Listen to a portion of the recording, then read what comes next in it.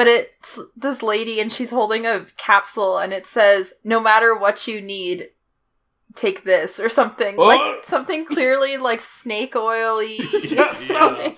That makes me much less likely to buy your product. That's straight up like 1800s dude pulls into town on a horse-drawn carriage. Yeah. Extra, I've come got this get oil. Dr. Swanson's miracle drug or whatever. Yeah, the wonder drug. It's the wonder drug. It comes from the Far East. Grab some popcorn and stick around. We've got some garbage to talk about. Hi, Rogue. Hey, Zax. Hi, Bob. Hey, Zax. Hi, Connor. Hi, Zax. Hey, Rogue. Oh, no. Hey. Hi, Bob. Okay. Hi, Rogue. Hey, Connor. Okay, so, we're all back together again because the author of the Billie Eilish story couldn't keep the pen down. And has made a lot... My friends, it just keeps happening. So, a quick recap. Also, look in the corner and you can see the previous chapters all the way through. But, a quick recap. We are Billie Eilish fans named Rose because this was originally an ex-reader's story, but the author didn't like writing in the second person. Wasn't that the original draw of this, us reading this? Yes. Yeah. Okay. That has long since been a relic of the past. No one cares about that anymore. That's the least of this author's small stuff. So anyway, we go to a Billie Eilish concert and we get to go to a meet and greet. We bought that part. And Billie Eilish sees us, invites us to stay backstage. It's all a ruse because she's been obsessed with us for years because we offered her our umbrella once when it was raining. A true anime love story. Uh-huh. So, trigger warning for everything that's to follow. It deals with kidnapping, and it doesn't go well for us under Billie's capture. Enslavement? Yeah. Enslavement, yeah. She makes it clear that she purchased us from our abusive parents. Yeah. We try to escape. We meet a girl we had feelings for, Madison. And Madison's father was a lawyer. And she was going to do everything in her power to help us, but Billie caught wind of it because our cousin Holly betrayed us. That's immediately. right. Holly. I forgot how much I hated Holly. Yeah, Holly's the worst. So, Billie doesn't take it well. She ends up ending Madison's life. And she disciplines us pretty severely. Lots of spankings. And she ends up carving, the spankings are really not really material after she stabbed us multiple times. Yeah, she carved her name into our stomach. Yeah. And that's and so then it ends because Billie's like, we got a flight to get to. And then that was the end of chapter 8.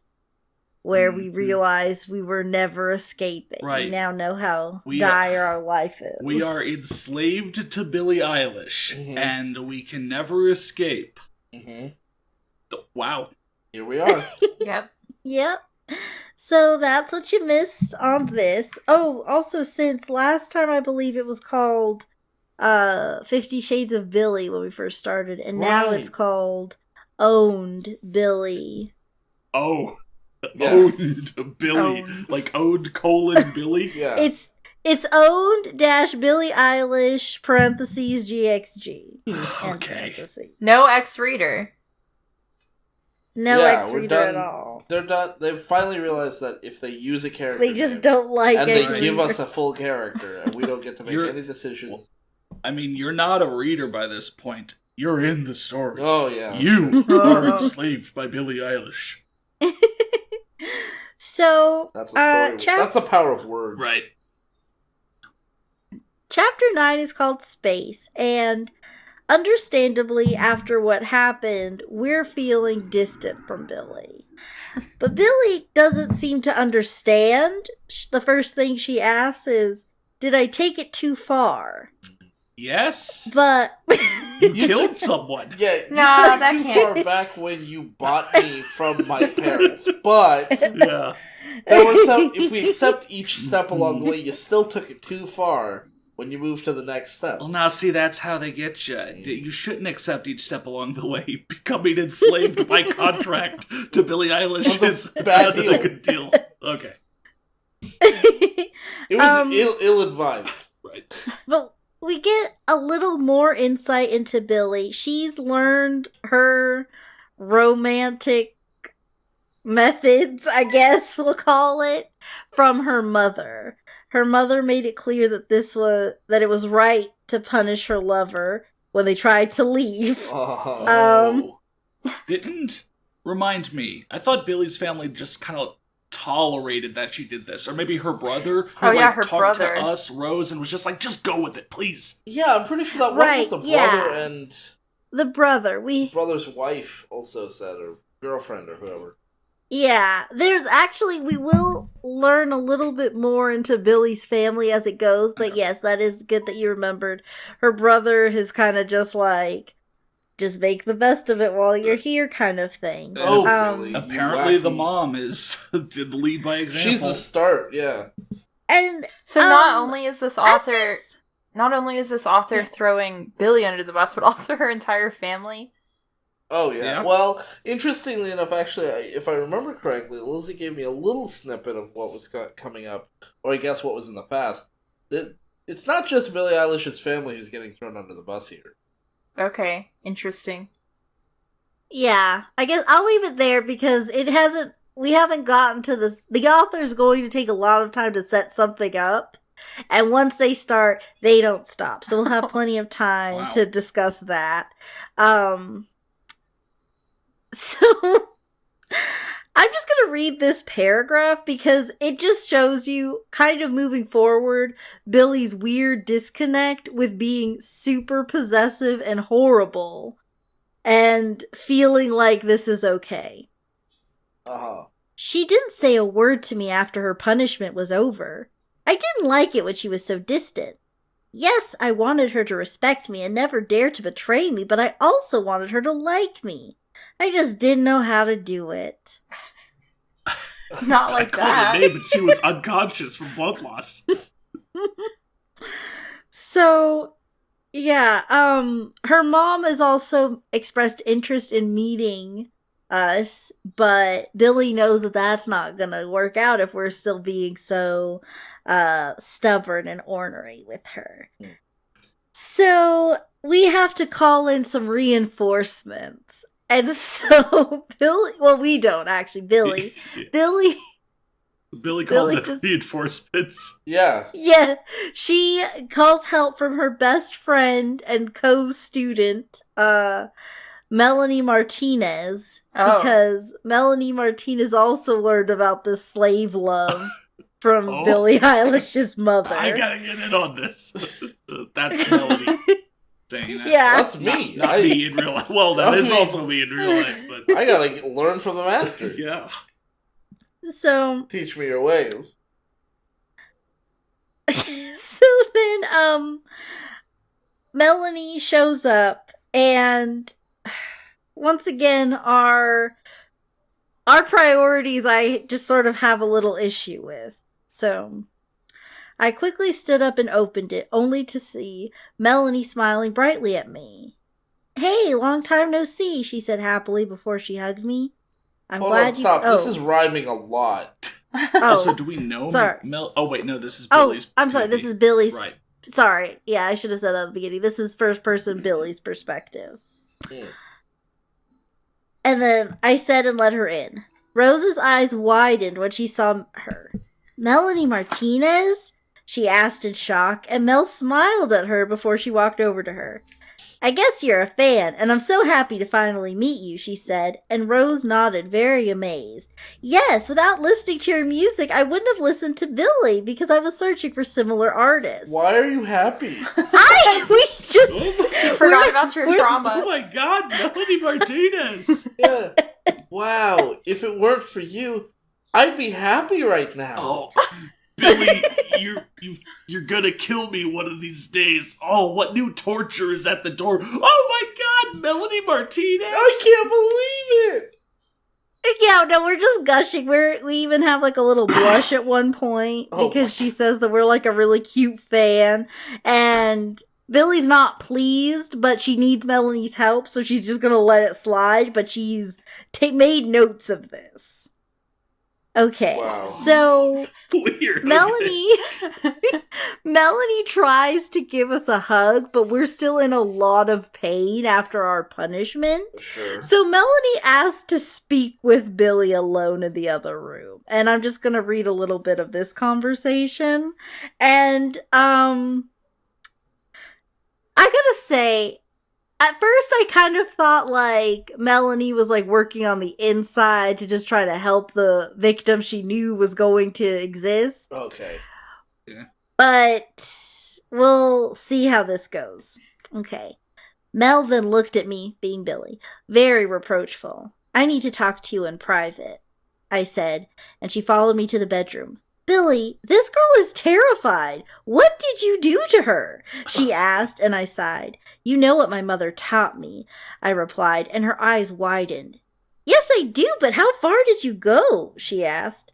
Well, she tried to escape from me, and she also kissed someone else. It made me lose my temper, and I whipped her before I carved my name into her... I forgot that this story genuinely writes Billie as unequivocally the bad guy. Yeah, Billie is all these events evil. Just happen and keep happening. But I gotta say, in this story, Billie is the copycat. The song reference. Oh. Sorry, copycat. Okay. So she's copying her mother. Right. Yeah. Bad guy sorry, is also I'm looking a up song Melanie reference. Martinez songs now. Yeah. She's you also stay the on bad Billie. guy. Yeah. Well, that's the obvious one. Yeah. You should see me in the crowd. I think I did that one on the first video.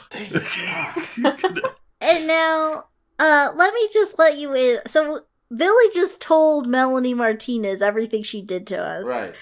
And this is what Melanie has to say after her eyes widened.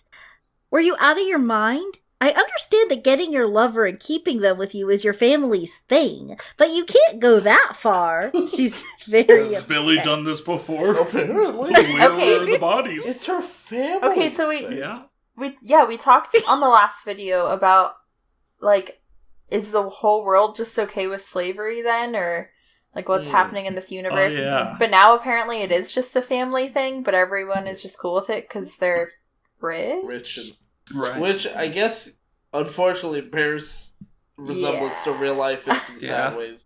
But I wonder, like, okay, imagine this. You're Billie Eilish's cousin, and you know the kinds of things Billie Eilish and Billie Eilish's mom do.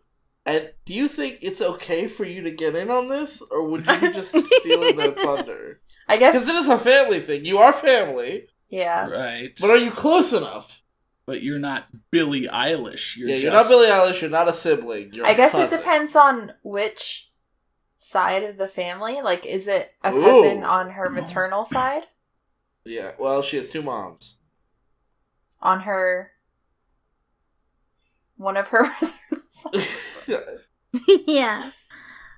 You're a cousin on her dark side. Dark side, yeah.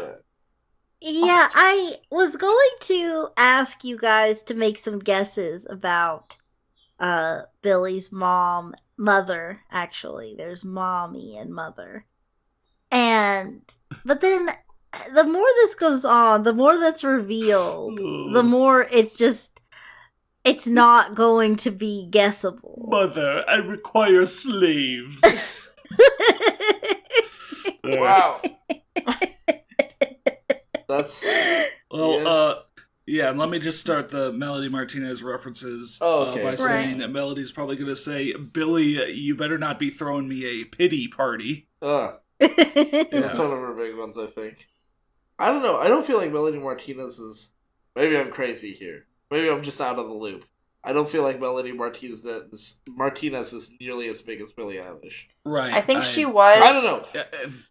I think she was before Billie Eilish. Like she was really, I don't. Yeah. I know I'd heard of her first, but I also don't hear anyone talking about her ever. Also, maybe it's not. Then again, I don't hang out with her target audience anyway. Yeah, that's what I was gonna say. Yeah, it'd be sad if I was hanging out with teenage girls.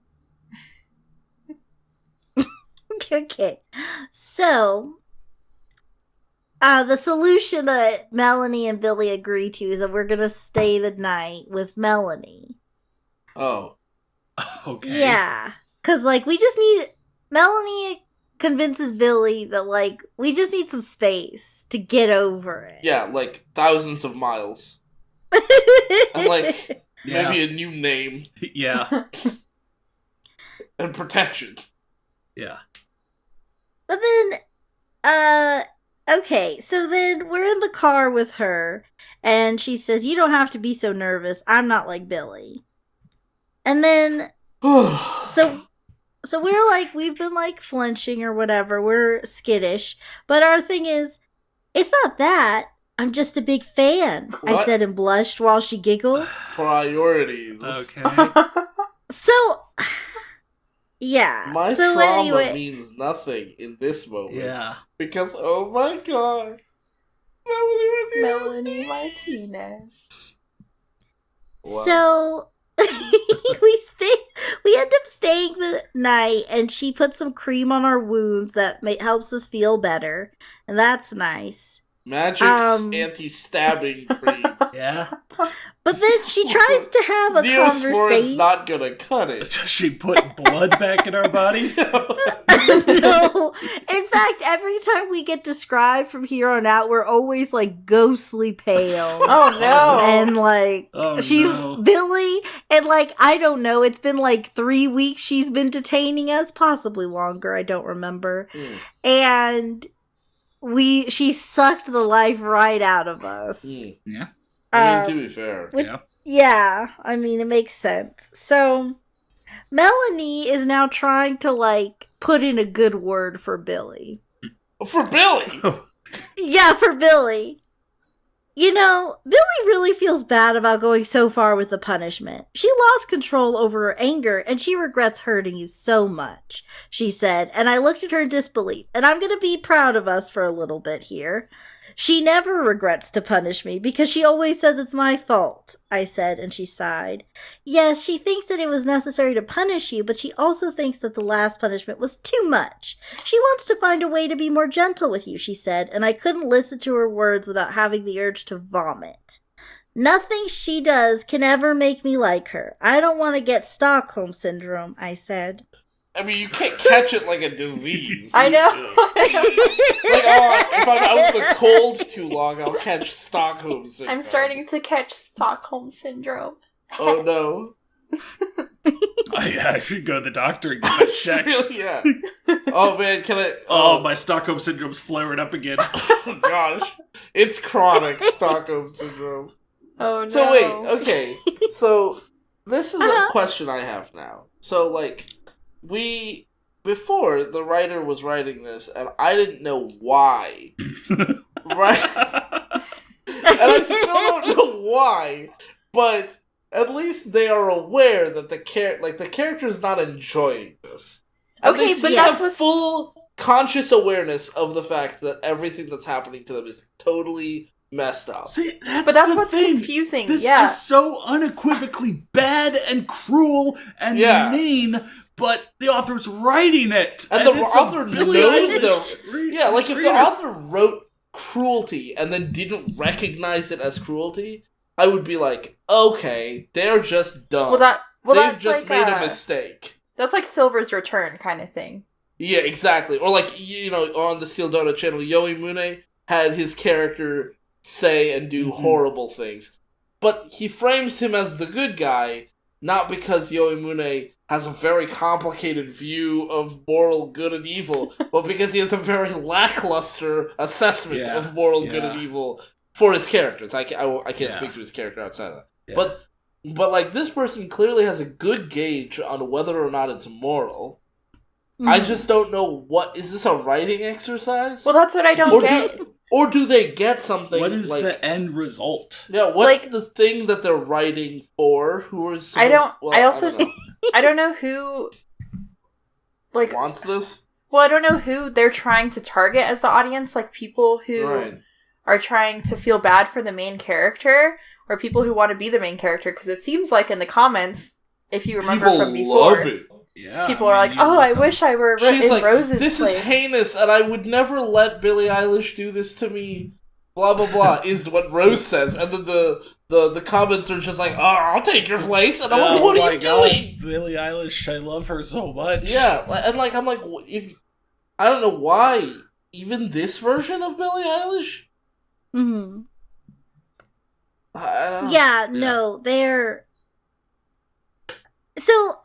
Yeah, the comments at this point, we're actually starting to see a little bit of sympathy for Billie. What? No, sorry, for us. For us. I thought you were like leading to like, and it's growing. But okay. Oh no. Okay, sympathy for Rose. Cool. Yeah, sympathy for Rose. Also, people are really excited that Melanie came. Just some reviews I just scrolled past. Yes, Melanie! My other wife is in this. Melanie, my bae! And then Billie has my heart commented, y'all, my first wife is here. Oh, okay. So people are really Billie has excited. My heart said my wife is here. My first wife. My first wife is here. So we jumped ship by the time we got a Wattpad account, but... Yeah, right. But never forget your first flame. Yeah. Yeah. So, basically she's just telling us give Billie a chance. To give Billie a chance. Let me see the exact... Would you say that she, Melanie Martinez, is telling us to pacify her? These are so forced. I should keep doing this.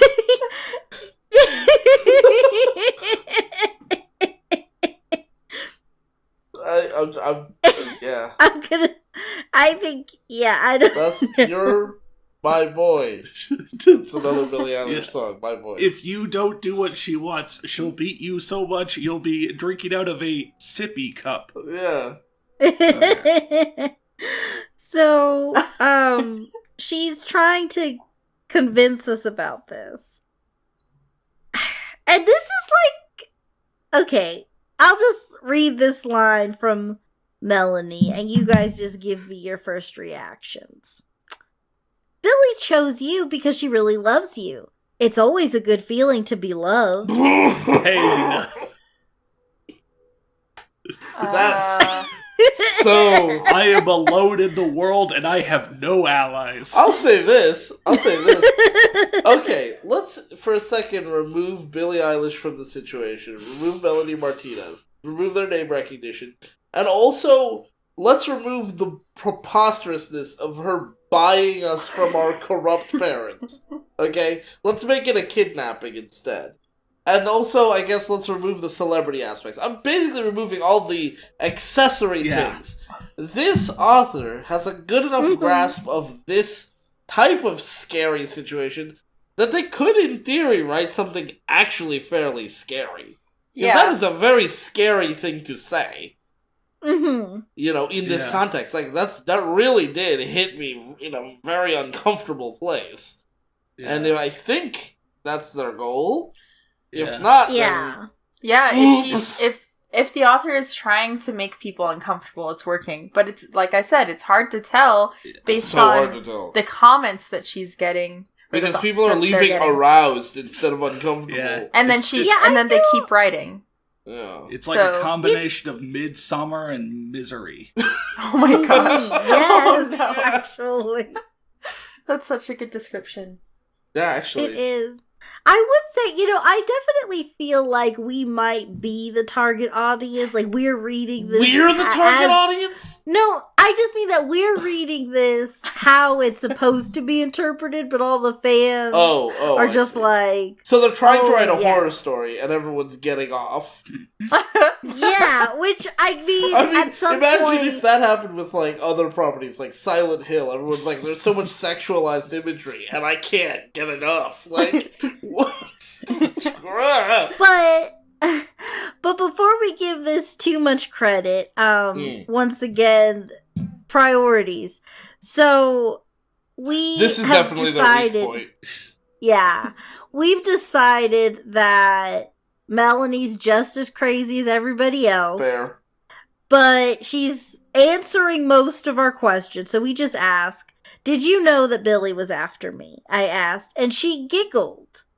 Of course, she showed me who her special someone was, and I was kind of jealous because she already found her lover. But I was also jealous that she saw you first, she said and winked before she led me into my bedroom for the night. Saw me first? Hey, I'm really jealous that your significant other saw you first. Wink, let's go to the bedroom. Yeah. Like, all of that happened at the end of that one sentence. So, and then I need to talk about this author's note. So they first just say, like, just their fun XOXO deal. But then this is in bold print. Important. I changed the title to the story just in case you got confused. And this story is the sequel to my You Will Be Mine - Ariana Grande GXG book. What? So if you get confused with something, I advise you to read the prequel. Oh, advise you. You've given me further reading instead of answering my questions. I see. You gave me a lot more confusion. Yeah. With that. Yeah. Was this? So, yeah. Did they both learn it from Ariana Grande? Yeah. What is? Well. So yeah, that's the thing. They don't really explain how this is a sequel till later. And as I said, like, they'll start wording things in a very particular way that I'm like, okay, this is clearly a callback to that story that I didn't read. So, but okay. How? By the way, how many chapters? What chapter is this right now that we're on? We're about to go to chapter 10. Okay, so do you think that the first 8 chapters, they were considering it a sequel, or do you think they got to this chapter and they're like, you know what, this is going to be a sequel from here on out? With this author, I honestly can't say unless I had looked at that story and, like, read it. Just because of because there was no mention of that other story up until this point. There was. So you're 9 chapters into your story, and all of a sudden you're like, oh, by the way, if you're confused, this is a sequel. Go read the other book. They've also ended this story several times and restarted since the last time.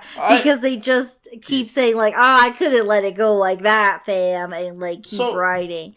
So, hold on. I do want to kind of answer. I don't want to spoil things that Lil Z's going to say, I think, in this video. But she did tell me a little bit, and I think it's safe to say that I think they definitely intended this to be a sequel from the jump. Because they have mentioned Ariana Grande, just not by name. They have mentioned her in other ways, going all the way back to the beginning of the story. The other thing I was thinking was, like, well, you know what, that's not important. That was the basic thing. I think this was intended as a sequel from the jump. But them stopping and starting, that seems unintentional. Yeah.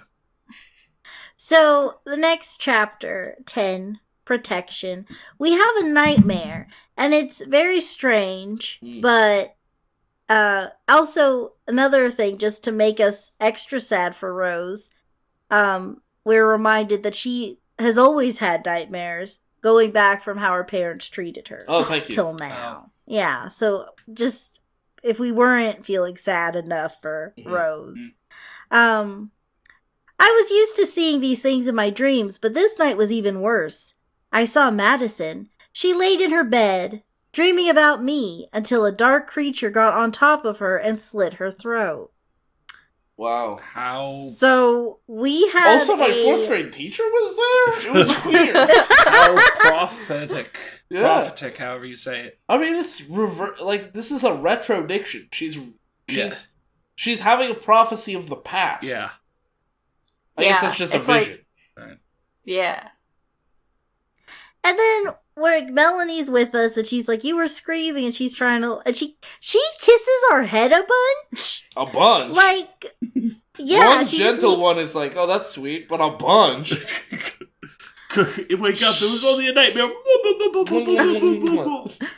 Well, yeah, it's all right, Rose. It was just a nightmare. It wasn't real. Melanie tried to comfort me by holding me close to her and kissing my head. And we're panicking. Melanie continued to kiss my head while she rubbed my back. And then, again, she does it again. She just keeps kissing our head to calm us down because that's our issue. We aren't getting enough head kisses. Yeah. Not because we're being captured. Yeah. So then Melanie just tells us to sleep it off, and so fine. Sleeping was the problem. Yeah. Okay, sure, I'll just go back to bed for the nightmares, Well, hold on, let me return to my nightmares. Yeah. Hopefully they'll clear up next time around. I mean, so... Yeah. So then the next morning, she makes us some vegan pancakes. Remember, one of the first rules of being with Billie is that we're vegan now. Does Melanie know about the rules? Remember, they both learned from Billie's mom. Oh, so the rules came directly from her mom.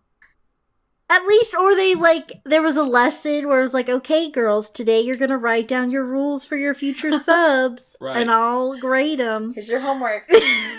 Right. Yeah. At least Melanie knows Billie's requirements and will abide by them. Yeah. Yeah. Yeah. See, she respects Billie. Unlike us, we really need to learn to respect Billie. Right. So then, Billie, Melanie puts some more cream on our wounds and lets us know that Billie is coming to pick us up this afternoon. I can use some cortisone for the stab wound. It really burns. I've got some preparation H. Let's go. Gross. So, by the way, I was. This is a very small, very much a side note, because I was thinking about Bengay, and that reminded me of Bayer. And there's this little. Right. We have a little jar of Bayer, I think in the bedroom, and it says on it, and I feel like this should be illegal to put on the label. It just says the wonder drug. Why are they allowed to put that on their medicine? Is that their slogan? I guess. Whoa. We'll cure anything. Aspirin is kind of like a wonder drug. It stops heart attacks. Yeah, I mean, it does good stuff for us. I just don't know if we should really be... I don't know. That seems weird to me. Well, okay, anyways. So that reminds me of... I keep getting this ad on Instagram for, like a vitamin subscription. Like a vitamin pack subscription. Like a box thing, yeah. Yeah, but it's this lady and she's holding a capsule and it says, no matter what you need, take this or something. Like something clearly like snake oily. Something. That makes me much less likely to buy your product. That's straight up like 1800s. Dude pulls into town on a horse-drawn carriage. Yeah. Extra. I've come got this get oil. Dr. Swanson's miracle drug or whatever. Yeah, the wonder drug. It's the wonder drug. It comes from the Far East. What is this? What is this? Smells like piss. Smells like ooh. Yes. Love that. So, Melanie wants to give us a little bit of fun, and she gives us a bikini to borrow, and we go swimming. But we have to wait for the cream to dry, so we just sit on the lounge. I'm waiting for our wounds to heal. Yeah.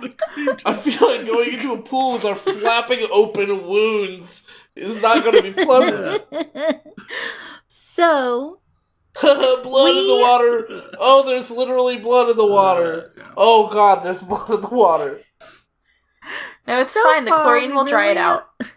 Yeah, perfect.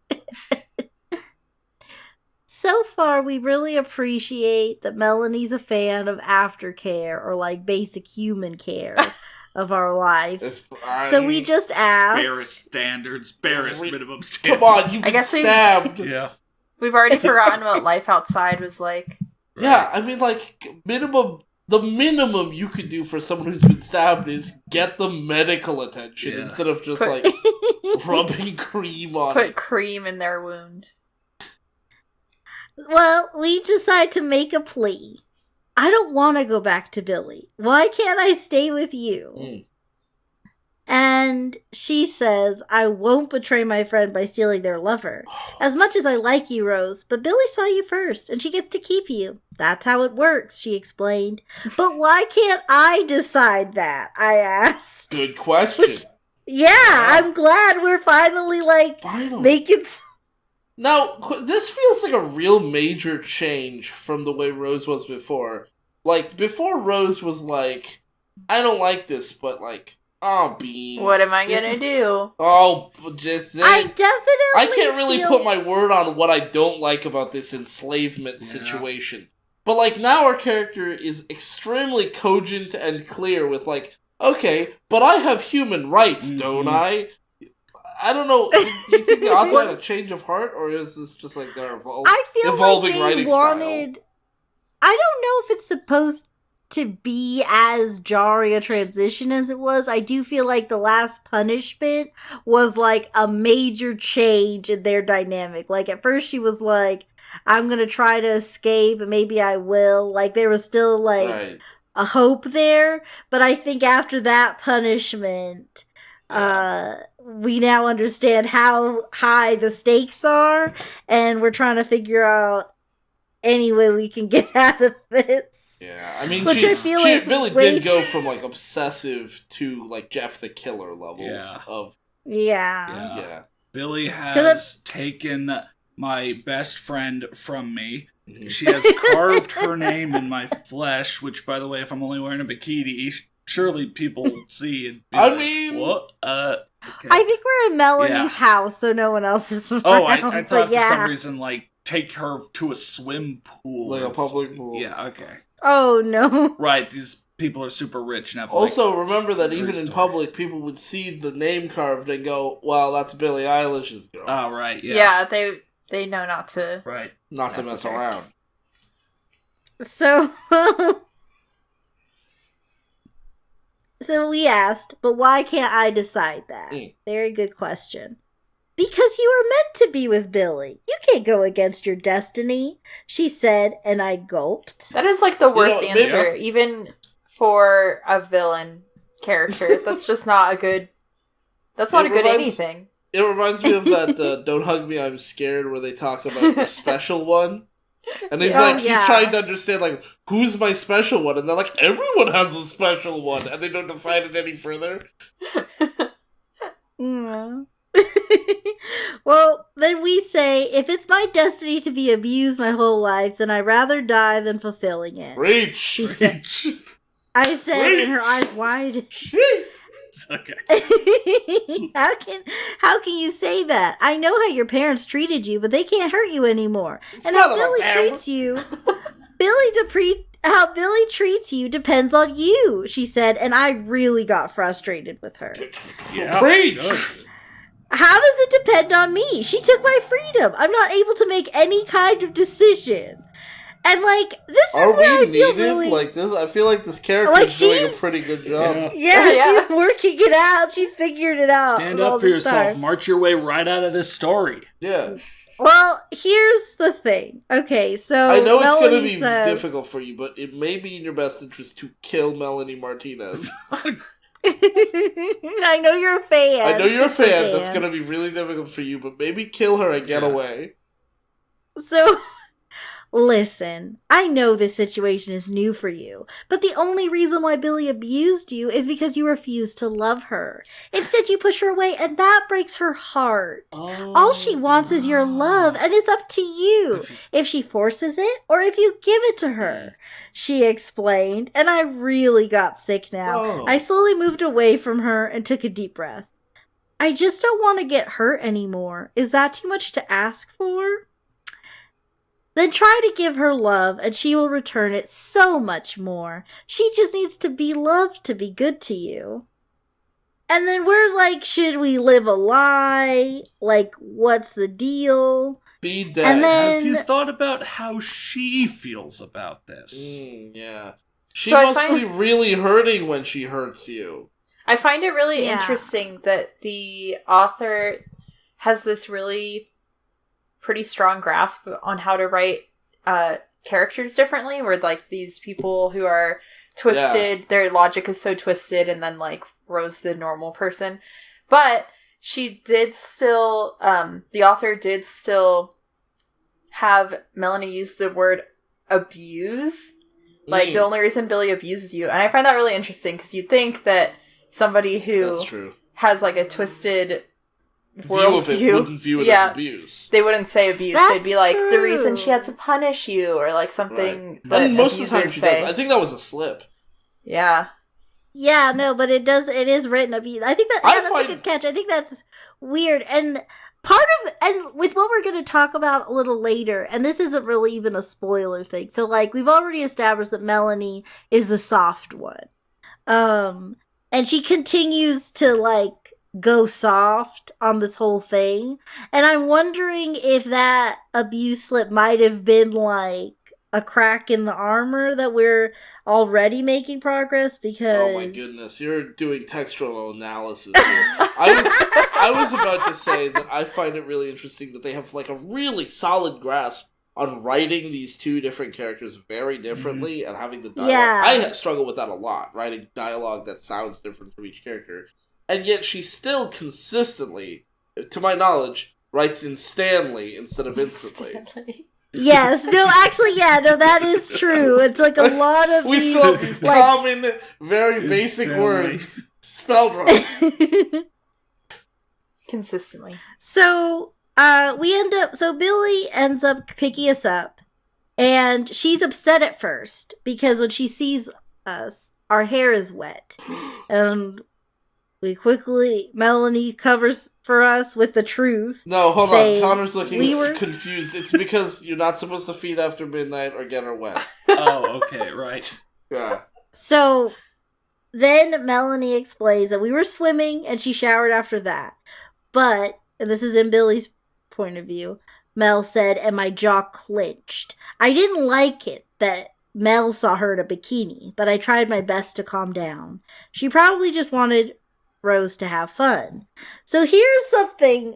Okay, this is like the big thing that I was like, we need to talk about this whole situation that happened. So Billie comes to pick us up and we hug her. And Billie is so surprised. She usually never touched me unless I told her to or provoked it. And then we say, please just don't hurt me, she said with a trembling voice. Ugh. My heart melted when she said that. She finally gave up on pushing me away. God. Oh, God. Oh, no. So... I feel like I've been stabbed. Yeah. I know. I don't even know how to respond. You need to say something to get the ball rolling, because I can't even... Rose doesn't deserve this. All good girls go to hell. Yeah, no, like, okay, so... And then... So right now, okay, so Billie's just like, oh, great. We're getting hugs now. It's all good. This is great. As soon as we got into our suite, Rose instantly walked towards the bedroom. This is something that bugs me. Suddenly, because we're being, like, semi-nice to her now, she's like, whoa, I'm, like, so unfamiliar. So she awkwardly follows us. Okay. And I saw that she was undressing herself. Rose, what happened to you? You were never like that, I said while I was laughing. Like, this is what I was hoping this relationship would be. Weird. I think it's more of a maniacal laugh. Oh, maybe that makes more sense. You were never like this before. Now have you under my thumb, Rose? So now we're gonna get a lot of Billie's thoughts to what our answer is. So this is why we're like this now. I'm tired of getting hurt. I'm tired of being abused my entire life. So I just give in and let you love me, she said, and I looked at her very amazed.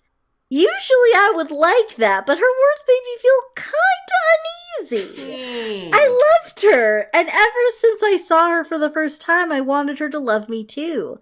Mother always said this was the right way if I wanted to keep my lover with me forever and ever, and she always knew best. And yet, Rose's words didn't make me happy.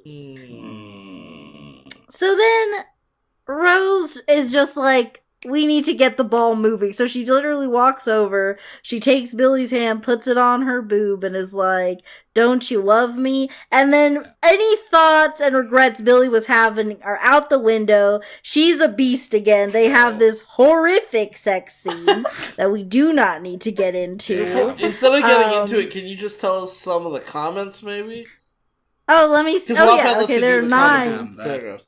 That's kind of sad. It was like, I'm giving you exactly what you want. This is what you want, right? And then, like, Billie it's almost making Billie feel a little bad. And then it's like, well, let's get to it, right? And then somebody's like, yes, please. And it's like, dang it! I thought I was getting you to, like, see why. I thought I was doing some double reverse stuff, but no. Also, I thought that we didn't want to catch Stockholm Syndrome. It kind of sounds like we're catching it. Yeah. Well, we're faking it. So that's the thing too. After this, we have this, some of the comments are just like, y'all rocking with Rose now? It's called manipulating the manipulator. And then someone else said, cause she's an international super spy. So they are paying attention enough to get the context some of them are. This. But let me look up a little. They're still around. Corny, but at what cost? Yeah. So far people are just kind of feeling it a little bit, I guess. Okay. Everyone's on board with Rose being fake. Okay. I guess. Okay. But like Lil Z read me this sex scene, and let me tell you, when she says it's horrific on 2 different levels. On one level, it's a horrific sex scene just conceptually, because obviously this is still, SA, but the person being SA'd is acting as though it's fine and, like, really playing into it. And the other horrific part is that the writing is just, it's still extremely uncomfortably graphic. But what I find really weird about this is that, like, Rose is like, okay, I've given up on fighting back. Now let me be a world-class actor.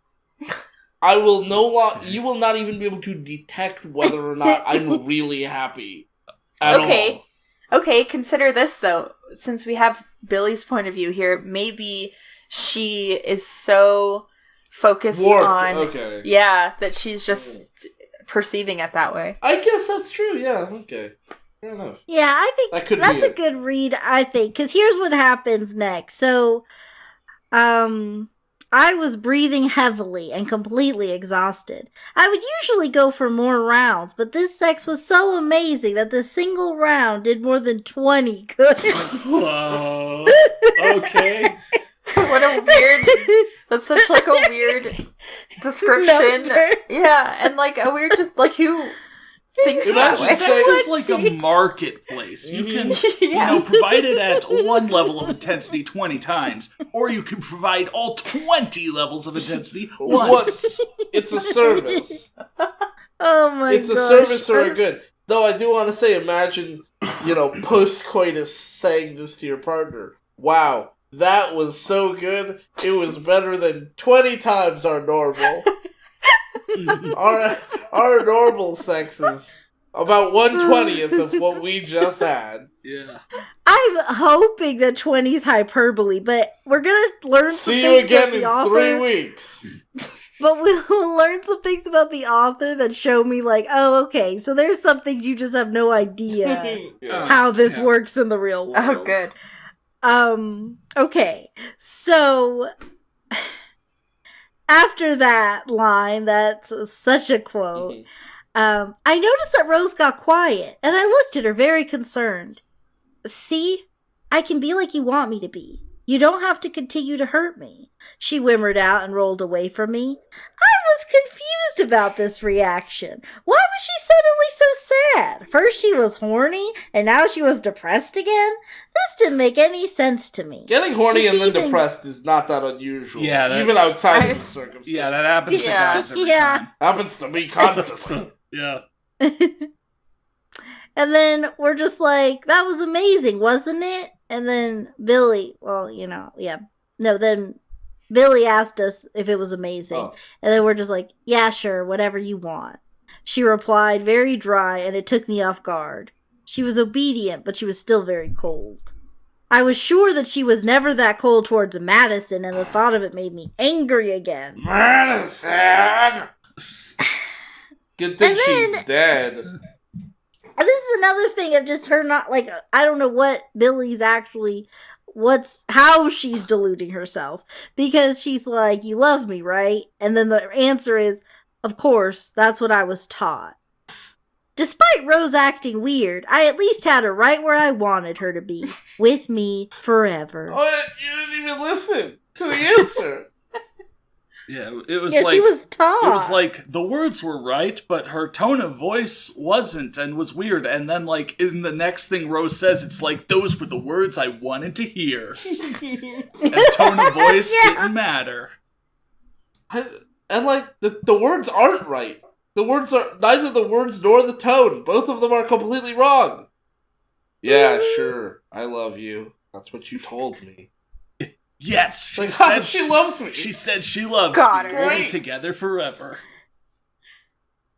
So the next chapter is chapter 11, and there's actually like quite a bit we can skip because at the beginning of it, we were trying to sleep. Billie is like, "Oh, well, the reason she's so angry is just because I guess she didn't finish, so she's gonna just take care of that," and then gets mad when we kicked her away because we were asleep. Yuck. But then, that's a big yikes. So then I'll just read this line. As much as I wanted to say no, I knew I couldn't. I chose to be hers so no one would get hurt anymore. Therefore, I had to make her happy. So we just give in. I chose to be hers. And then, what? Yeah. I guess she's saying, like, we chose to be hers, therefore we had to make her happy. Ugh. Is it now like I am doing this sacrifice for the world? I think so. Okay. Kinda, it's like weird. Yeah, this is my undeserved penance. This is my life now. Yeah, not my life. We get a description of how she looks. It says, I looked at my reflection in the mirror and I looked like a zombie. I was so pale and stressed that it felt like I was aging like milk because of Billie. I mean, you also have open stab wounds. So, we end up going with Billie to some interview thing, and we're just wondering about the future. We're worried about, like, are we going to have to live with her mother as well? Like, what is our future? And then Billie lets us know that their moms are having another, doing their vows. Instead of just having an anniversary, they renew their vows every year. And have a wedding every year. That seems... I don't know anyone who does that. Yeah. Rich people, am I right? I have a hard enough time... a hard enough time renewing my car insurance. Like, yeah. Don't ask me to renew my vows. Yeah. I didn't even write vows the first time. Yeah. I should have. When you renew them, do you just like change it every time? Like what the vow is? You update them. Yeah. They send you a different colored sticker each year. Yeah, and also, you stick it on there and cut it up so people can't steal it from your marriage certificate. But also, I mean, you update your vows. A little software patch here and there. Yeah. You know, when new things come to light. You include the things that don't, or you don't include the things that don't apply anymore. Exactly. Like the kids. Forget them. Who cares? So, we're nervous about meeting the mom, and we didn't expect it to be so soon. But Billie makes it clear, like, look, like, this is something scary. Listen, I would love for you to meet my parents, but you need to use your manners the entire time. Promise me you will listen to every word I say without back-talking. It's really important that you do that in front of Mother. Promise me, please. And we notice that she sounds like nervous, and we're like, are you scared of your mother? And she just says she respects her. And it's like, okay, fine. So she does an interview, and they ask about her love life, and she's just like, dude, when will this debate about my sexuality finally stop? I said 1,000,000 times that I don't mind to fall in love with a girl, but stop assuming that I'm currently dating one, she said, very annoyed, even though she literally brought us there with her as her date. Yeah. But whatever. You know, that Who's this new girl you've had with you on tour and is moving in with you? Yeah, and literally the response is, I know that you want to keep your love life private, but fans are curious. You might not be dating this girl, but you were seen with her a lot. Can you tell us who she is? Are we in the room during this interview? Yeah, it's like, you know, like those like red carpet things, like where you're going into an event and they sort of stop you there. We're just sort of like off to the side. Yeah. So there's a little medical tent where they're treating our wound. They guided us to the recording room, and I sat down behind a window so I wouldn't bother the interview. So that's where we are. Behind the window. Out of her reach. Yeah. The Billie response. We got us. That's that when she said stop assuming I'm dating a girl or whatever, has the same vibe as that Tramp Stamps quote of like, yeah, just because we have a lesbian member doesn't mean we're a queer band. We're not a queer band just because we have a queer member. Yeah, and has that same vibe. And then the interviewer is like, but Billie, and I'll do one more, at least one more. But Billie, you now seem happier than ever. Oh! This is where I just learned that she has a new album coming out. So, really? 12 more, like, a bunch more song titles for me to possibly I'm just drop. really curious if any of the song titles will mention her slaves. You can scroll through. No, it's alright. Not my responsibility. Okay, yeah, yeah. Lost Cause, My Future? Getting older? Okay. I mean, you can stretch any title to me about it. So, we're just watching this interview. Burying the joke right there, just like she buried a friend. Mm-hmm. Okay. Yeah. So we just noticed, like, we're just like glad that Billie tried to keep me from the public eye since I wouldn't be able to handle it when people started to celebrate our relationship. And we mentioned it was already annoying enough that Holly did that, and I definitely didn't need more people to be like that. So then, having Holly out there just telling people that she knows who Billie Eilish is dating is kind of a problem. Yeah. I think Holly's got to go. I think we might have to kill Holly. Yeah. So Billie's like, "Hey, we're in New York. Let's do something fun. What do you want to do?" And we don't want to do anything. We're so die. Yeah. Release me from this mortal earth. But then she's just like, "Don't be like that. I just want to do something fun with you." And we're like, okay, she wouldn't let this go no matter what. So maybe I should just say something random.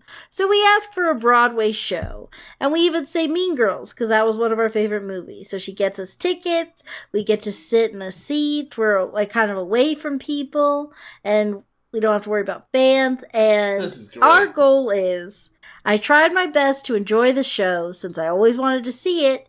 And I was doing good at forgetting everything around me and just listen to the great music until Billie wanted to hold my hand. Oh. So all we wanted was 2 hours without Billie's nonsense. Just 2 hours to sit in a place and try to pretend that our life as we once knew it is over. Yeah, and we've started. And she can't even give us that. She can't even give us 2 hours because she says, well, we say, but Billie, we're watching a show. I said, very nervous. I know, but this doesn't mean we can't touch each other. And then, it gets really gross. Somehow grosser than the last canoe. Yeah, she read me this too, and it is straight up. How, okay, between, 50 Shades of Grey being the low end of gross, and Silver's Return being the high end, where does it rank?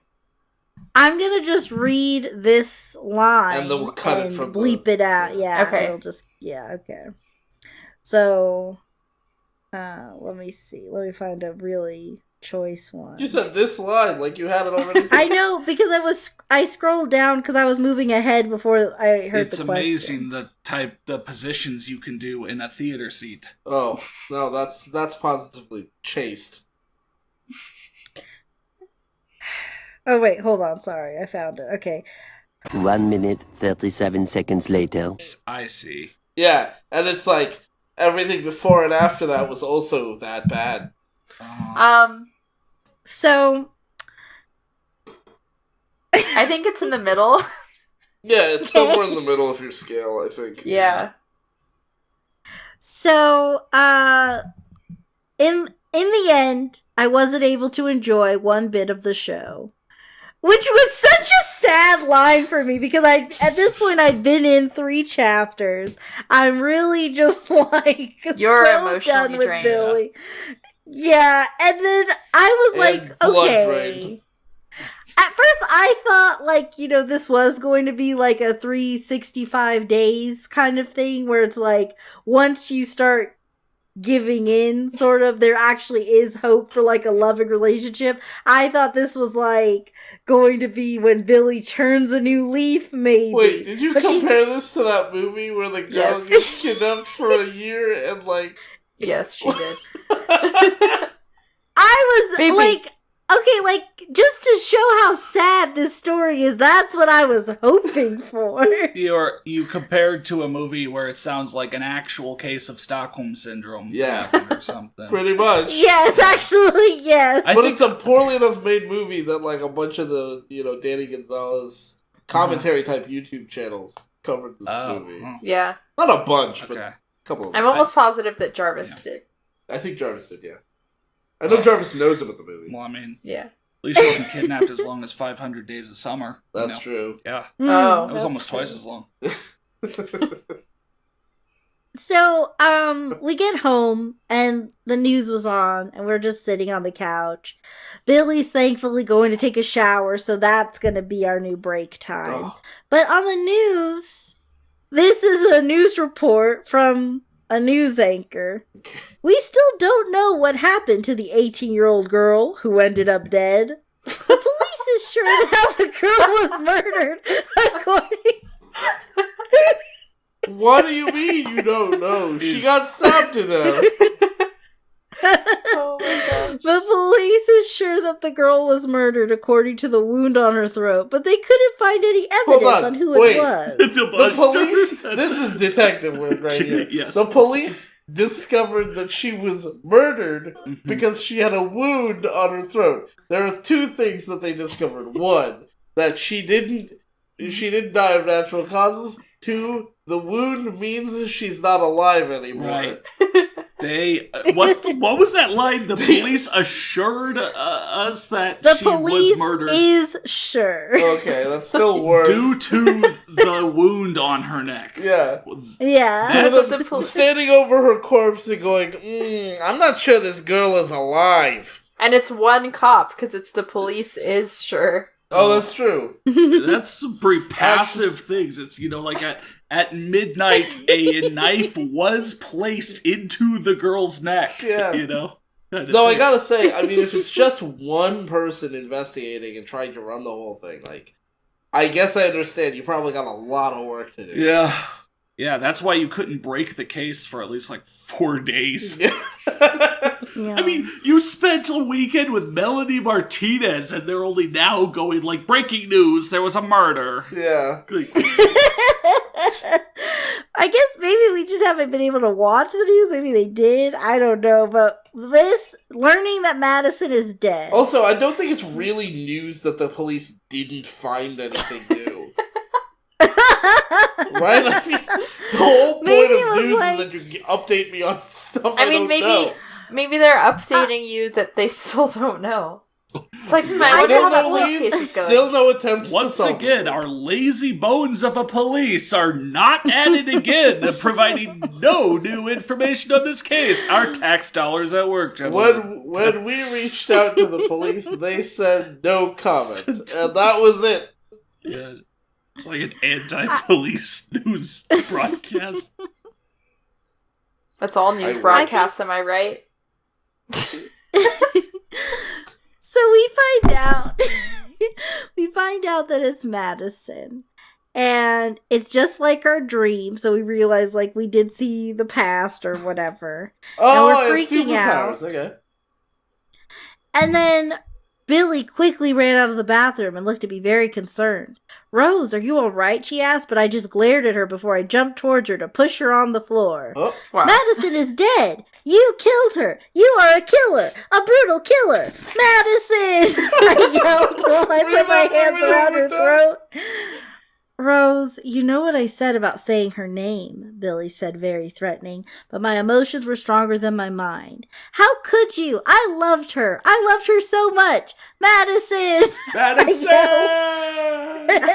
Wait, I'm sorry. Can I hear that first line one more time? When she pushes her over and she says... Oh, I pushed her. "Madison is dead. You killed her. You are a killer. A brutal killer. Madison." Madison is dead. You are a killer. A brutal killer. Madison! And then Billie is stronger than us, so she flipped us over. Now she's on top. Oh! "I did it for you. For us. She came between us, and I will kill everyone who tries to take you away from me. You belong to me," she yelled while she put her hands around my throat. "I hate you. You are a monster. I want Madison," I yelled, and her face got red out of pure anger, and she slapped me very hard. I'm glad this is finally happening. Like, we're finally getting the fight we deserve. Yeah. Fight. I mean, save yourself. Try. Okay, so we're really mad, and no kidding. This is very interesting. So I feel like I've made it very clear from the passages where Rose is at as far as like being with Billie. I hate you. You're a monster. Yeah. You I killer. love that You when brutal killer. Yeah, I love that when she's mad, she starts speaking like a book A is written robot. for a first Like grader. a 3-year-old. Yes. You're a big bully. A bully, I tell you. Yeah. Just like really short sentences too. You're a Yeah. killer, a brutal killer. You killed her. You're a killer, a brutal killer. Madison! Yeah. So then, you are mine, Rose. You are ever since I saw you for the first time, she yelled while I sobbed. No, my body might be yours, but my heart will always belong to Madison. Why would you cede that territory? Why would, in the argument, why would you cede? You may own my body. My mind's telling me no! But, like, why would you do that? You're in a fight. Just say, like, no, you don't own me. I may have given up, but But you haven't heard the last of me. Yeah. Well, here's something that's really interesting because I don't know why Billie said this, but apparently this is news to her. I see. I thought you finally accepted my love, but it was just an act. A ruse. Yeah? But, like, what do you mean? We told you. Like, look, I just don't want to be abused anymore, so I give up and I'm gonna let you love me. That was all we've said. We've never told her we love her. We've just given her our forced consent. Well, like, once again, for a little bit, Billie kind of picked up on, like, yeah, she's saying these things, but she doesn't really mean them. But then as soon as it's like, all right, let's go to the bedroom, then it was like, yes! She means everything she says. And she also means things she's not saying. Yeah. By the way, I just gotta say that, like, I give up, I'll let you love me is maybe a really bad first draft for vows. Yeah. Yeah, you said that as part of your vows, right? Yeah, just, okay, I give up. Yeah. I'll let you love me. I've been running for years. I'm too tired at this point. I can't run anymore. Let You Love Me is the worst Justin Timberlake song.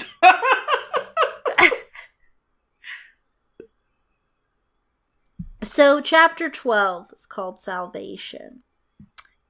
And Billie is going to punish us. I'm really hoping this becomes extremely religious. Like, that would be incredible. Well, here's what happens. She just asked the staff of the hotel to prepare a soundproofed room for me and dragged me there to lock me up. How can the hotel staff do that? What? How? Yeah, do you have any soundproof torture rooms available? We don't yet, but we can have concierge get one set up for you right quick. Yes, please. Okay, I will have them set up several different sizes. You can choose which one you like. Spare no expense. That's the secret of the elusive 5-star hotel. There's lots of 4-star hotels that'll, have great service, great rooms, but they won't have a, soundproof torture room. Right. You only get that from the highest class of hotel. I want to feel like the devil in the White City, H.H. Holmes, who had these big safes that he had installed in his hotel, so that you could just lock people in there and fill it with poison gas. Can we do something like that at the Marriott? Yeah, Torture Room by Marriott. Oh my gosh, I love the idea of if you're rich enough, you can ask them to assist you in false imprisonment. I love the idea of those Yelp reviews, though. Like... Yeah. Oh gosh, I love the Torture Room by Marriott. Mm-hmm. They really paid attention to our requirements and made a weekend we'd never forget. Yeah. So, okay. Here's the deal. There's just Sorry, wait. This is hitting me again. The hotel staff. How are they going to prepare a soundproof room? Are they going to staple soundproofing to the walls of a regular room? We've seen great ways of this author or other authors not understanding how things in the world work, but I think this one just blows my mind. Yeah, you can go down to the front desk and ask them for do you have it? Can I get an extra blanket? Can I get an extra towel? Can I get a soundproof room to torture my slave? What? You can ask them for anything. That's service. Yeah. Wow. So us commoners will never know. Yeah. The rich live a completely different life, dude. Yeah. Down with the bourgeoisie. Well, okay, so here's the punishment. We're locked in this room. It's just us. And one of those packs of water where it has 36 bottles or whatever. I don't know what the amount is, but we've just got some water. And it's a bed. A bunch of, in bulk, they've bought some water. Yeah. We're in solitary confinement and we've lost complete track of time. But what's worse is now we've become riddled with guilt over the death of Madison. Hold on. I was forced to think about this. She threw us that sounds like a good thing. You're away from Billie.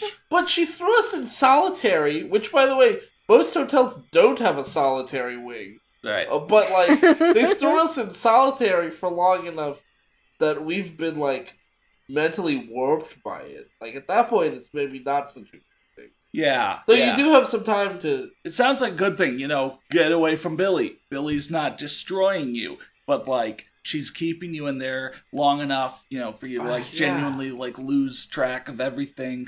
Also, isn't she on tour?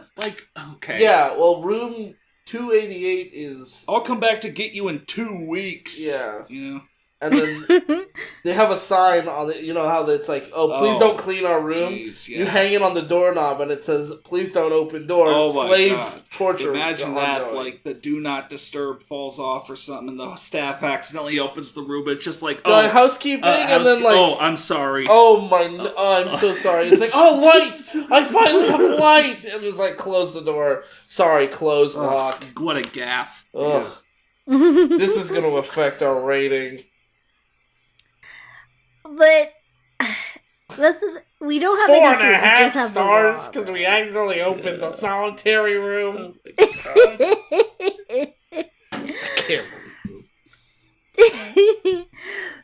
Yeah, so we blame ourselves for Madison's death.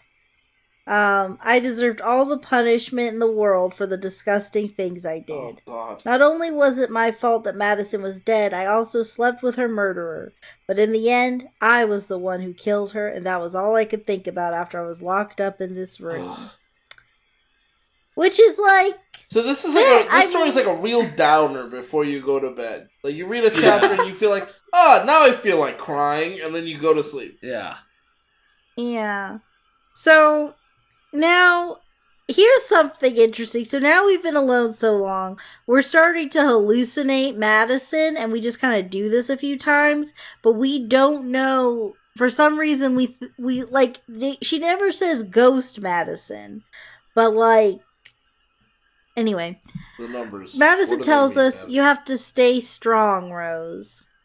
And then we're like, Madison! She pulled me into her arms and hugged me very tight. I'm sorry, I whispered into her chest. You don't have to be sorry, she replied, and I looked up to her. Yes, I do. It was my fault. It's all my fault. Billie's madness isn't your fault. Listen, you can't let her break you, Madison said very seriously. And then Madison gives a pep talk that, look, if you just give in to what Billie wants, then my death is in vain. So, it's not your fault, but whatever. This is either an encouraging or a therapeutic hallucination. Yeah. Yeah, this is it's salvation. Imagine, you're, getting more and more mentally unstable, and finally you hallucinate a therapist who sits down with you and really helps you work through some things. And then they're like, well, you don't need me anymore. And then they disappear and you're fine. Yeah. And you wonder, was it real? Did I have a ghost? Hi, I'm your hallucination in the throes of madness. Now tell me where this all started. Yeah. Now, maybe I'm wondering if the author got really sick of people just simping for Billie, because it seems like Rose's situation has become pitiful enough that the reviews are finally fully turning. Yeah. Sorry, although the author is getting sick of people simping for Billie. Why did you write the story then? Well, I think is this story intended to be character assassination? They thought people would pick up on it. It's awful. Whatever it is. I don't want to keep harping on wow, the author is actually genuinely doing this, but you just imagine a Celebrity X reader story where the reader gets locked in solitary confinement for weeks and thinks about the death of their best friend, and it gets it gets darker and darker, and they're pinning it on themselves, and then that best friend comes to them as a ghost and tells them to survive and keep going. In what world does someone who wants to read a Celebrity X reader fic want that? That's true. I want to hang out with Billie Eilish. I want to imagine doing cool things. I don't want to fantasize being locked in a room. I don't even get to be me in this scenario. Yeah. I have to be someone else in a terrible situation. Talking to my dead best friend, trying to help me get over their own death. Whatever. Wow, yeah. Yeah. So, most people are saying, And the story. And the... Well, this one, it's, weird, because I don't think this is the right sentiment to have, but, Billie's girl in red said, I would love for Rose to die so Billie could finally, shut up and feel pain. What the hell? What a sadistic... what is happening? What? Okay. What is this? Yes, Billie, suffer. Yeah, wait, okay, so it's not that you want Billie to learn anything. You want Billie to feel pain. That's already a retributive, just a very mean-spirited way to look at it. But you're like, okay, well, I think the best way to make that happen would be to have our hero die. Yeah. So, we finally finished the last thing of water that we have. And we're like, okay, well, that was it. I guess we're gonna die. Fingers crossed. But then But then here's a sentence that has a phrase I think will bring back a lot of memories. A dark figure walked towards me, and after my eyes got used to the light, I saw the familiar ocean blue eyes from Billie. There it is. Wow. Those ocean eyes. Those ocean It's been a minute. The author almost forgot. So even though Madison literally just gave us a ghost pep talk, we've been Stockholmed somehow because we say, "Please let me out, Billie. I can't stand to be alone with myself." And then she says, "Will you finally respect me and my love for you?" She asked, and I instantly nodded. Good. I didn't pick up on that first. Instantly, yeah. That's the levity of the story. That's a little oasis of fun. Huh. She left out a tea.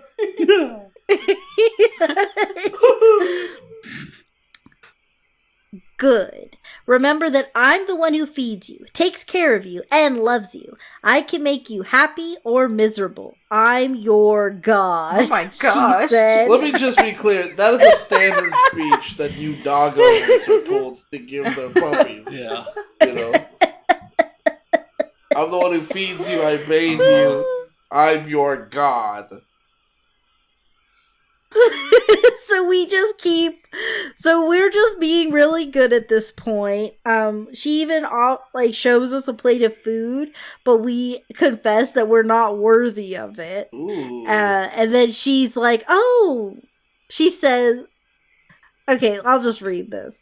Do you think I should give this expensive food to you?" she asked, and I shook my head. "Water and bread is enough for me," I said, and she smiled. "You might be right, but you behaved so well today that I think you deserve a treat. Eat up." Stop. Water and bread is good enough for me. I was thinking of making a joke about, like, oh yeah, Billie, you can crucify me. Yeah, but I think it's a Christ allegory by this point. The chapter's called Salvation. Yeah, oh my god. Oh my gosh. This is a Christ allegory. I wear my crown of thorns for you, Billie. I will die on the cross for you, Billie. So then, here's where, Billie's gone from, she's really taking this god complex to new heights. Because, after we ate... Billie, why have you forsaken me? Yeah. Billie asks if we want dessert. And before we can even answer, she's pushed us onto our knees, and another horrible sex scene's about to start. But here's the thing. When I hesitated for a second, she roughly grabbed my hair, and I screamed in pain. "Didn't I tell you who I am? I'm the oxygen you need to live. You die without me. I left you alone for more than a week, and you know yourself how you felt when I was gone. You should be honored that you can please me." God. I don't know why this author knows such, I don't know why they're so evil. No, the author's not evil. Let's be clear. No, they're just very good at making us very uncomfortable. So we do that, and then afterward she asks if we're still hungry. And we just shake our head because we couldn't even bring ourselves to eat if we wanted to. And then once again she says, "I'm your warmth, I'm your oxygen." And so she just keeps telling us this, and I guess we've started to believe it. And now it just ends with us nervous about meeting her parents. Oh God. It's still gonna happen? Yeah. Put that off for a whole week to do the whole week in solitary confinement thing, and that's still gonna happen. Yeah. So this is when it's gonna really start hammering in this whole sequel business. We get there to meet her, and the wedding's going on. Well, not really. It's a small gathering. It's just like their family. And this is a vow renewal thing, right? The vow renewal thing that the moms are doing. So Rose was sleeping, and Billie got a gift. And so she said, "You were very good lately, so good I want to give you the biggest reward." And then Billie's reward. Thinking that. Okay. I was thinking that. We found it. Billie's reward. Oh no. Okay, but then when Rose says no, because Billie was about to kiss her. Billie was about to get super upset, but then she gets onto Billie's lap and says, "You bought me the dress. I should give you an award.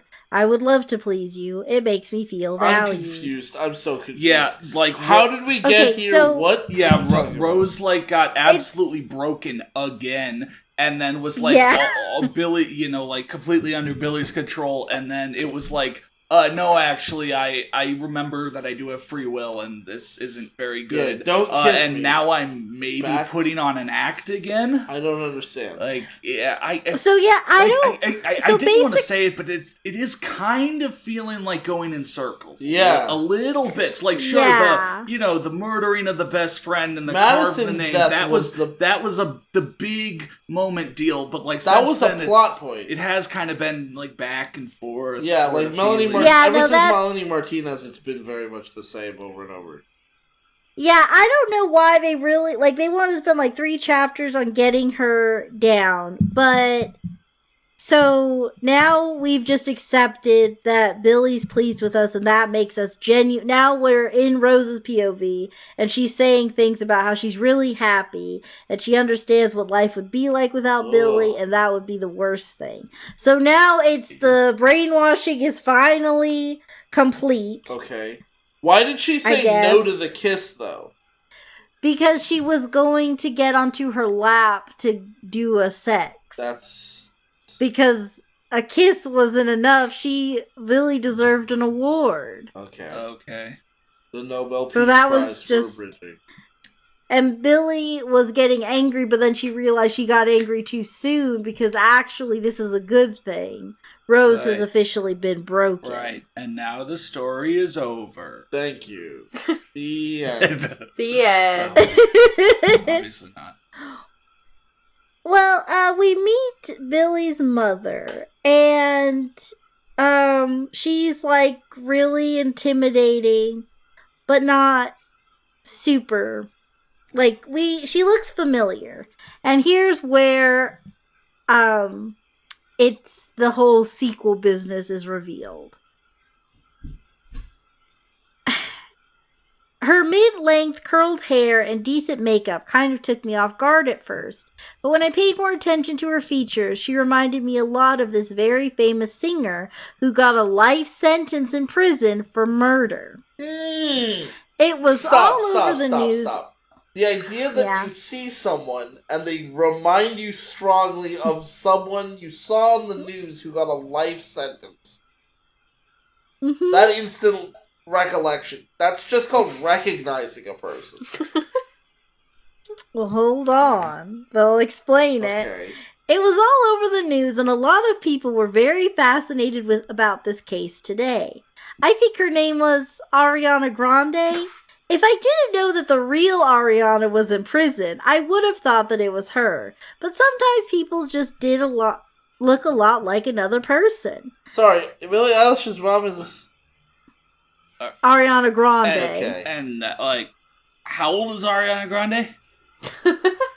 They don't say in this, wasn't she popular at least within the last decade? How could she be Billie Eilish's mom?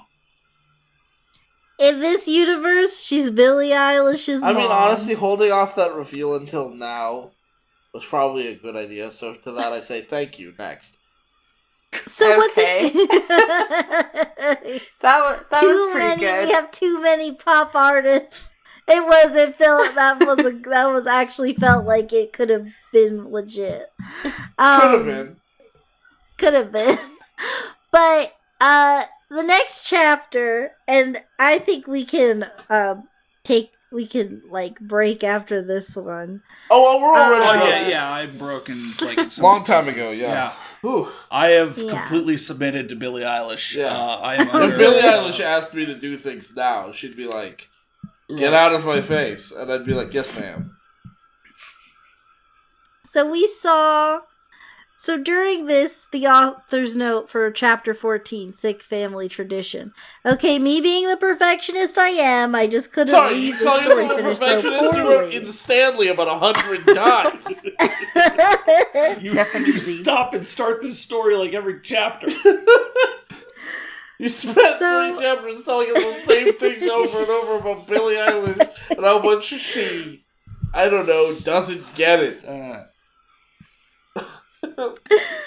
So then the other mommy, is named Elizabeth, and she's super stiff, and Rose can see herself, like she looks at Elizabeth and she's like, oh no, this is my future. And she ends up getting some alone time with her. How? Where she... So... Sorry, if Connor owns a prisoner and I own a prisoner, why would we ever let them spend time together unsupervised? I don't Why would you ever, the only thing you're doing is imprisoning them? Well, I mean, Billie and I guess her mom are people of many contrasts. You know, Billie is like, all right, oh God, who was the other singer who showed up? Melanie Martinez. Hey, Melanie, yeah, you can take Rose for a weekend or so. What, you took Rose away from me? So much, how could you do that? So, like, they probably are like, oh yeah, you two go into another room and really get to know each other. Yeah. And then they'll be like, I can't believe you went out of my sight. Yeah, probably. Actually, you're right. Yeah, so Billie is talking with Mother / maybe Ariana Grande. I mean, come on. Yeah, no, I know, but the author doesn't want us to be certain yet. Yeah, she just looks exactly like Ariana Grande. Yeah. So Elizabeth went out for some air, and we wanted to talk to her in private, so we followed her. And then, Billie and Ariana Grande are talking. We say, Elizabeth, are you all right? You should know very well that I'm not okay, and you're not okay either, she sobbed out. And now her voice was filled with pure pain rather than being empty. For the last while, every time she's been mentioned, she looks very empty.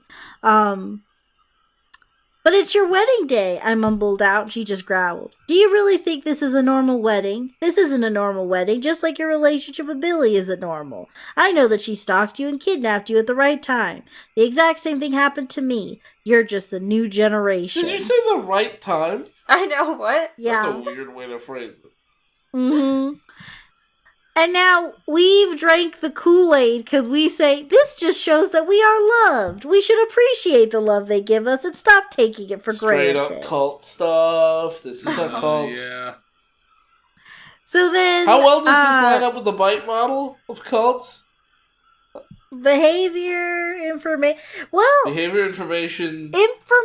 Information, like, we still saw the news and we know that Madison was murdered, so I don't know if we can really check that one off. Yeah. But most of the time she does restrict our ability to... Yeah. And emotion, yeah. Thoughts and emotions for sure. Behavior for sure, yeah, this is cult. This is cult stuff. Cultability. Okay. Yeah. So then, we are reminded of Madison, and Madison is kind of what tethers us to reality. Is she like a Jedi ghost watching us suffer? Like, Rose, I noticed you said some pretty weird stuff. Remember, you shouldn't be down for this. Wait, remember, we had a pep talk about this earlier. This is basically just Twilight. Yeah, basically. Yeah, a little bit. Every actually, time Rose gets a little too much into, believing it, a little too much into accepting it, Madison, shows up in her memories again. They go like, no, come on, don't. But then we get so overwhelmed by this because then, Elizabeth mentions that Ariana Grande killed her husband and sister. Oh. And Charlotte actually killed her loved ones, just like Billie killed Madison. Madison! I cried out. And then we passed out. What, you passed out? So, we pass out from, like, we're just so overwhelmed. Then,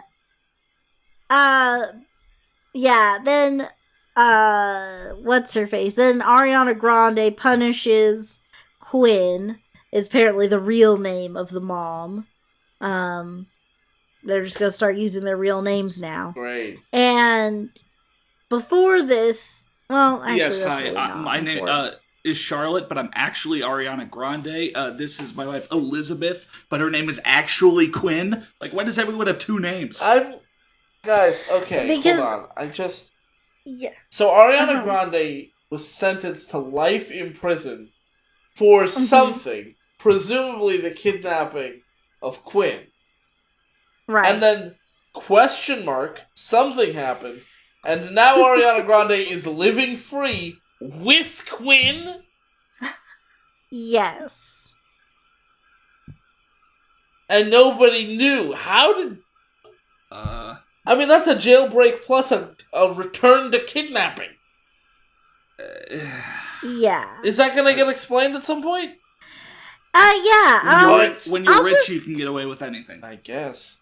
So we can just talk about this now, because, that chapter's over. Okay. And I don't really know if we'll ever really need to talk about this again, but Ariana Grande apparently became a mad scientist.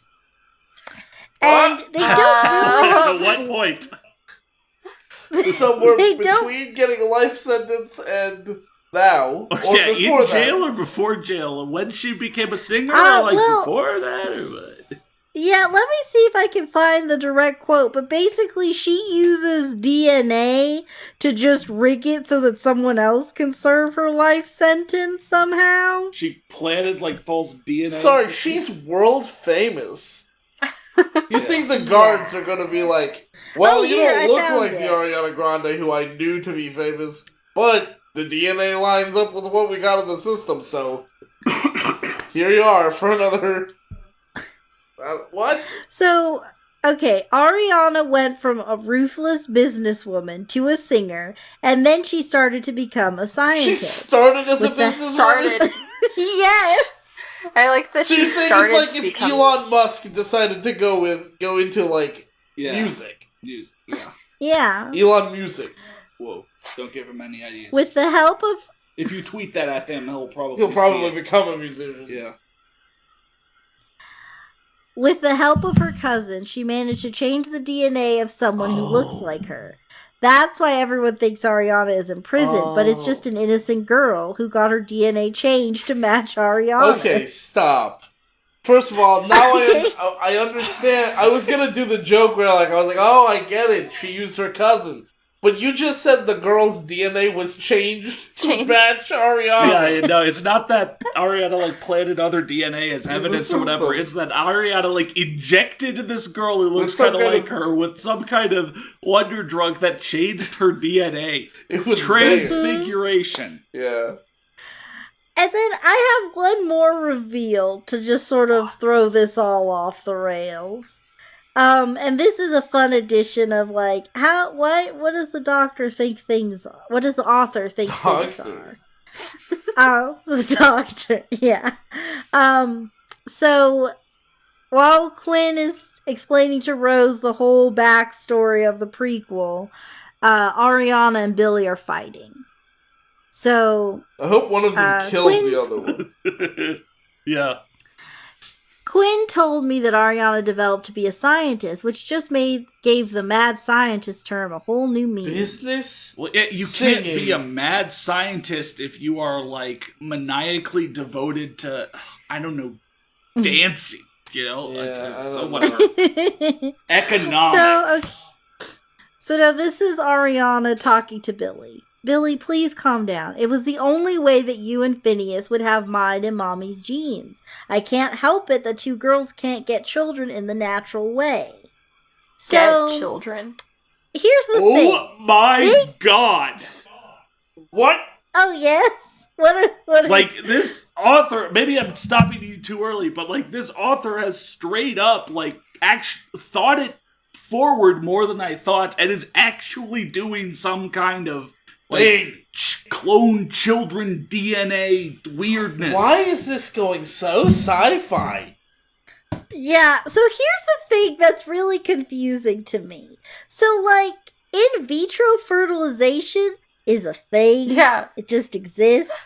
But they keep making it like Ariana used some wacky science to make this happen. I mean, I think she did use some kind of wacky science because they made a baby using the two moms. Isn't that currently beyond scientific? I thought. Well, but here's how she did it.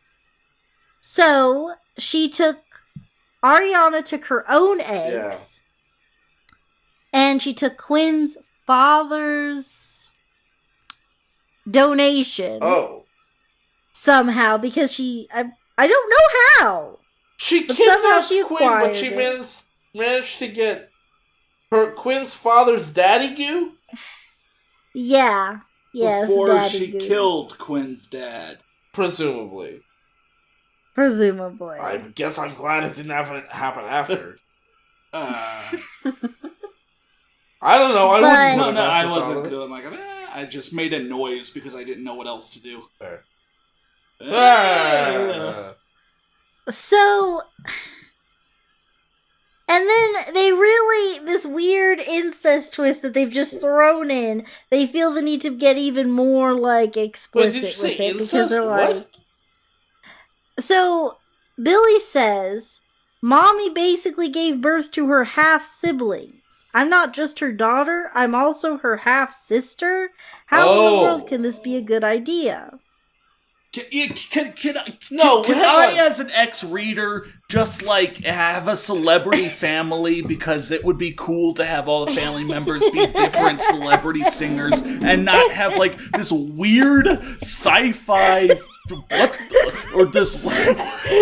hold on. Why is this author doing this? What? You remember on the Steel Donut when we do like a reader or like a self-insert gets dropped into a celebrity family? It's fun. Yeah. Like, remember Raquel Mysterio? Yeah. Rey Mysterio adopts a girl and she's just around Rey Mysterio and they have fun.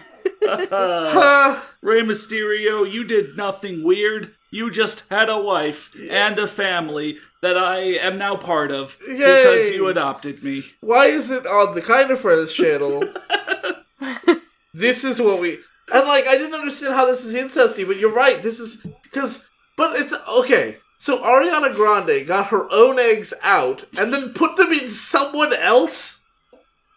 Yes. What? I got loyalty, got royalty inside my DNA. So... Why did she put them in Quinn? Because Quinn's mommy. I mean, okay. I could see that. Like, I own you so much, I will make you have my baby. Yeah, I mean, that's a real power play, I guess. And, yeah... And I don't know why that's, like, the play here. I don't know who decided that this twist was necessary. The author. Like, literally. Who else? Because, like, yeah, no, but I mean, like, Ariana could have just... Ariana Grande decided it when she consulted on this story.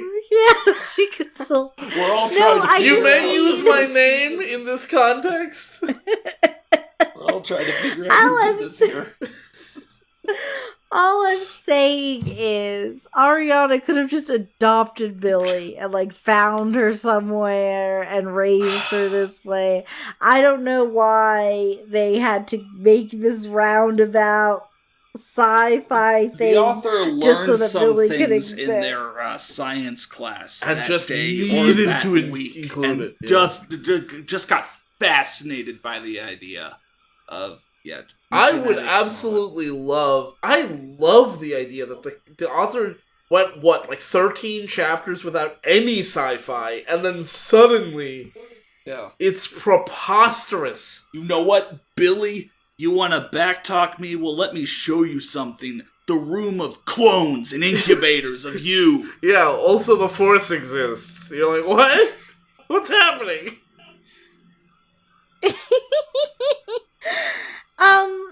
So I'd like to end this. Wait. How many more chapters are there of the story? Of the story, there are.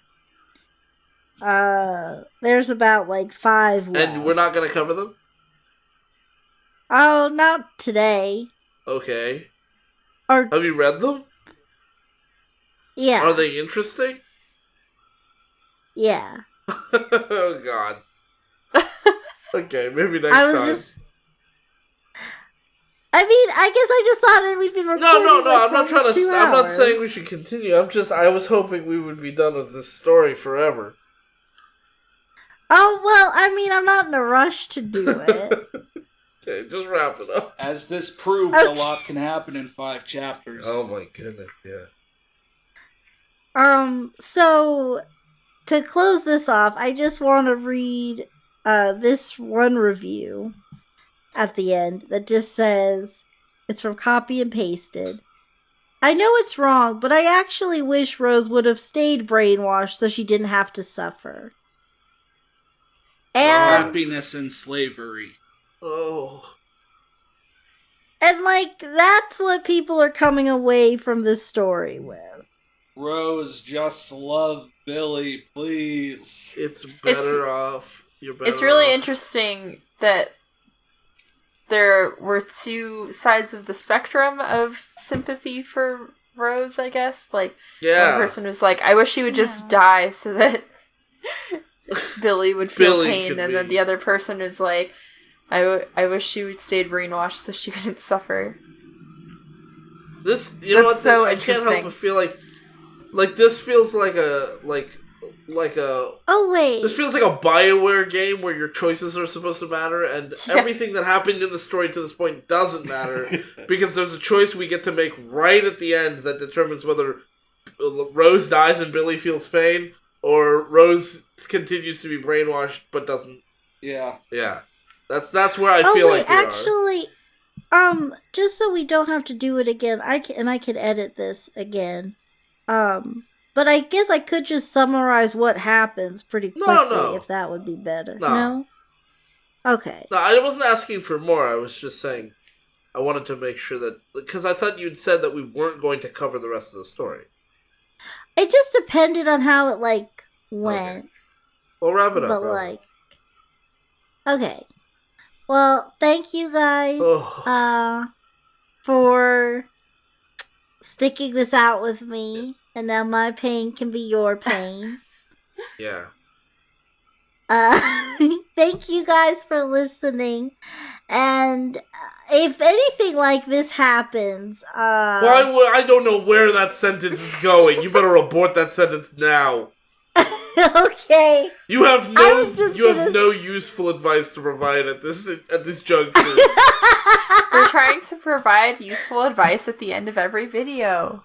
Okay, but if you're in a situation like this,